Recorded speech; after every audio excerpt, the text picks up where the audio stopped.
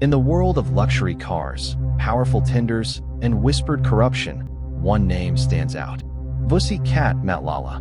Once celebrated as a successful entrepreneur from Pretoria, Matlala's name is now tangled in one of South Africa's most chilling kidnapping mysteries: the disappearance of businessman and alleged drug figure, Jerry Boshoga.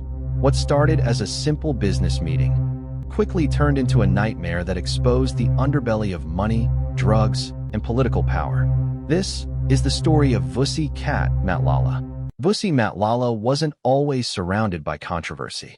He built his reputation in the tender and security industry, earning government contracts worth millions. He was known for his confidence, charm, and expensive lifestyle, often seen driving high-end cars, throwing lavish parties, and speaking proudly about his success. But behind that image, investigators say, Matlala was connected to darker circles, a network that reached deep into organized crime and even high-ranking police officials. They called him the Cat, not just for his nickname, but for his ability to always land on his feet, no matter how high the fall. It was November 2024 when Pretoria businessman Jerry Boshoga vanished. He was last seen heading to a meeting in Centurion, a meeting arranged by someone he trusted. That person, investigators later claimed, was Vusi Matlala. Boshoga told his driver he'd be gone just 10 minutes. But those 10 minutes turned into silence, and then a series of ransom messages that would shake his family to the core. The kidnappers demanded 50 million rand, threatening to release videos of Boshoga being tortured if the payment didn't arrive. Over time, the amount dropped to 10 million, but Boshoga was never returned. A few weeks later, on December 6, 2024, police raided Matlala's mansion in Pretoria East. The property was everything you'd expect from a man of his wealth: marble floors, imported art, and luxury cars lined up outside. But inside, officers found something strange. A white sheet, roughly torn and tied to a window as a curtain. It looked out of place, especially in such a lavish home. And then came the shocking discovery. That same torn white sheet appeared in the background of the ransom videos where Boshoga was seen pleading for his life. This one small detail connected Matlala's mansion directly to the kidnapping. When questioned, Matlala claimed innocence. He told police he was helping Boshoga's family find him. But as investigators dug deeper, his story began to fall apart. Matlala admitted that he had lent Boshoga 5 million rand, supposedly to buy equipment used for processing drugs. That revelation changed everything.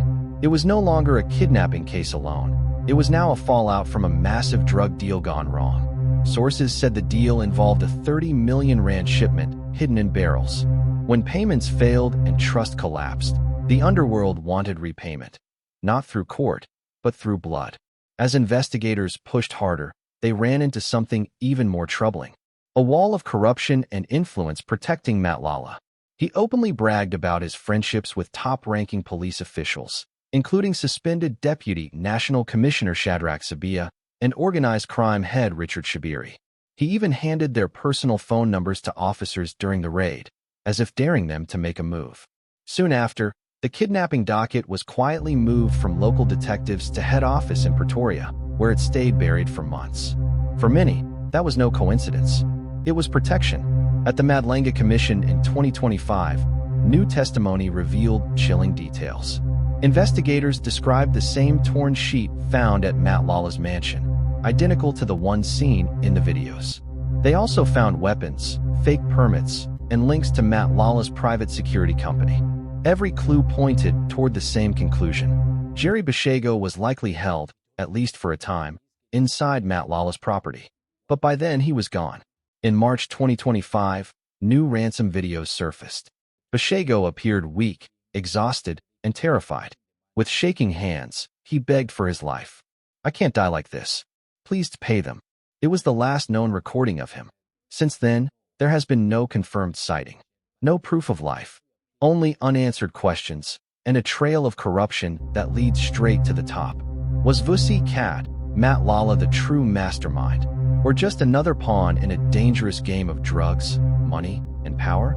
Did his political connections shield him from justice? Or is there more to this story that's yet to be revealed? One thing is certain: the line between business and crime in South Africa's underworld has never been thinner. The disappearance of Jerry Boshoga remains an open case, And as long as the truth stays hidden, Vusi Cat Matlala's name will continue to cast a long shadow over Pretoria's high life. What do you think really happened? Was it a business deal gone wrong? Or something much deeper? Share your thoughts in the comments below. And if you'd like to see more South African true crime stories like this one, don't forget to like, subscribe, and turn on notifications. This is the Mzansi Brief, bringing you the stories they don't want you to hear.